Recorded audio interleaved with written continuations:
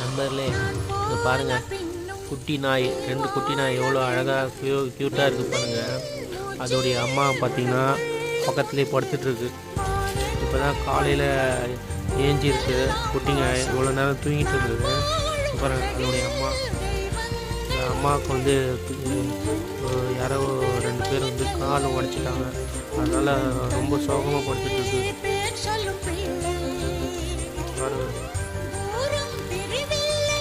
இந்த ஜூஜு நாய்க்கு வந்து என்னால் முடிஞ்ச பிஸ்கெட் வந்து நான் போடுறேன். நீங்களும் உங்கள் வீட்டுக்கு அருகே இருக்கிற நாய்களுக்கு பிஸ்கெட் போடுங்க.